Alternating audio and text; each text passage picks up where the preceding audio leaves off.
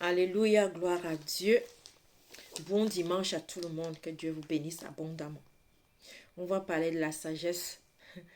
La sagesse de ce dimanche. Le Seigneur m'a mis à cœur de parler de la sagesse. Mais bien aimé, il y a deux types de sagesse. La sagesse de Dieu et la sagesse des hommes. On va lire dans Somme 51, verset 8. Mais tu veux que la vérité soit au fond du cœur. Fais donc pénétrer la sagesse au-dedans de moi.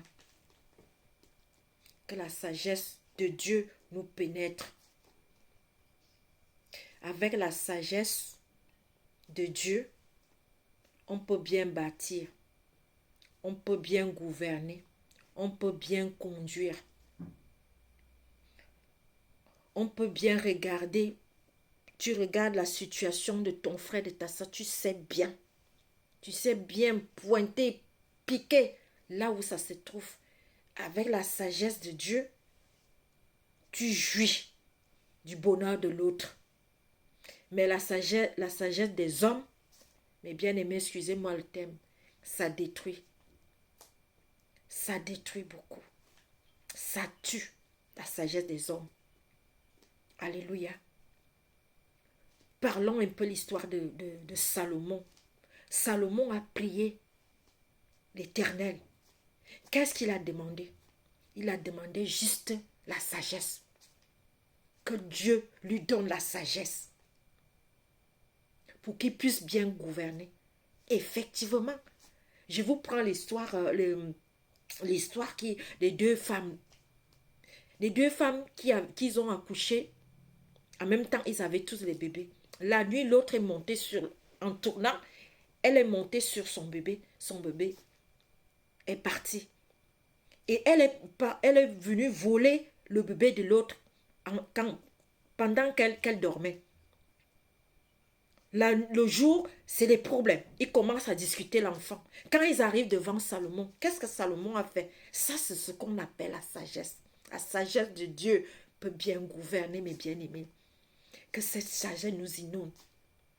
Qu'est-ce qui s'est passé? Quand Salomon a dit, bon, j'en ai marre, allez, vous me fatiguez. Une façon de dire, allez, vous me fatiguez, j'imagine. Alors, il dit, amenez-moi l'épée. Dès que Salomon a dit, amenez-moi l'épée, je vais fendre l'enfant, je donne une partie à l'autre. Est-ce que ça se fait? Déjà, ça ne se fait pas. La dame, vous voyez, celle qui avait la sagesse des hommes là, ça, elle voulait qu'on tue l'enfant pour que les deux perdent en même temps. Et l'autre a dit, non, non, non, non, donnez-la, c'est pour elle, c'est pour elle. Tout de suite, Salomon a su que c'est la vraie mère là. On a donné l'enfant à sa maman. Vous voyez? Regardez Joseph.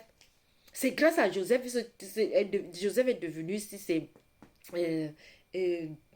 à côté du roi en Égypte. C'est grâce à Joseph la famine a pu échapper. L'Égypte,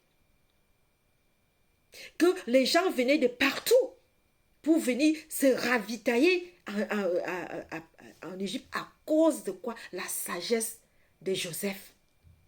Ses frères même qui l'ont vendu sont quittés de loin pour venir. Ils ne savaient pas que c'était même leurs frères qu'ils ont vendus. Vous voyez la sagesse? Là où la sagesse de Dieu peut nous amener, mes bien-aimés. C'est pour cela que l'autre père a dit, mon peuple périt parce qu'il manque de connaissance. Mais il nous manque de la sagesse. La sagesse de Dieu, elle est très importante, mes bien-aimés.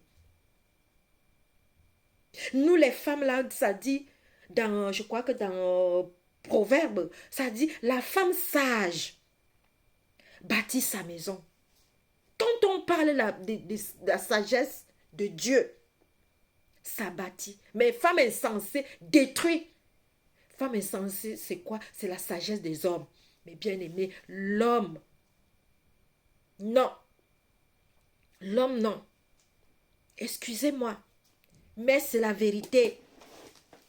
Mais bien aimé, que Dieu, je prie vraiment Dieu, que Dieu nous donne la sagesse. Que Dieu remplit nos cœurs de la sagesse. C'est avec cette sagesse que la paix peut venir dans le monde. Quand je dis la vraie paix. La sagesse des hommes apporte l'orgueil, apporte la guerre, apporte le mépris, apporte la rivalité, apporte les querelles, apporte les choses pas agréables du tout à Dieu. Mais la sagesse de Dieu amène la paix, met l'amour, met l'union. Est-ce que je parle à quelqu'un? Éternel Dieu, mon roi, remplis-nous de ta sagesse. On en a besoin. Remplis. Même les gens qui gouvernent, même dans nos familles, que ta sagesse nous inonde, Père éternel. Remplis-nous.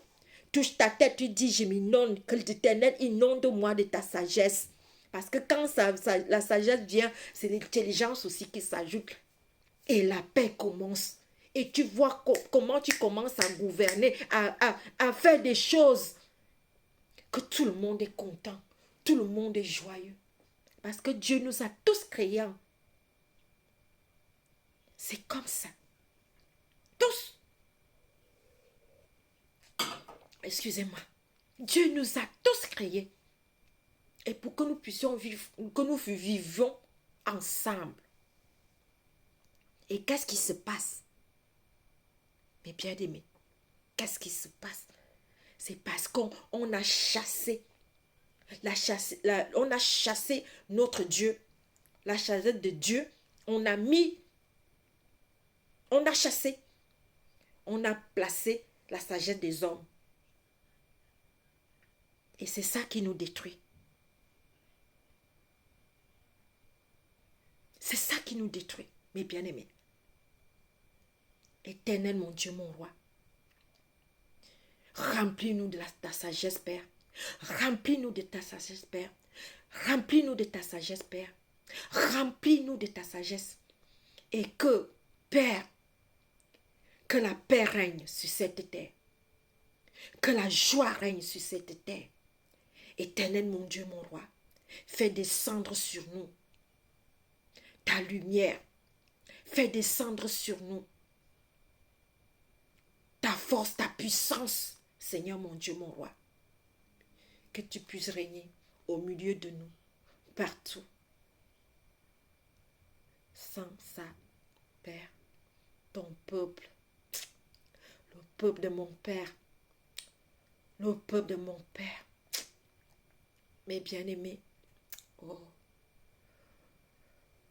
ça ne va pas. Priez seulement, sans cesse. Priez, priez, mes bien-aimés.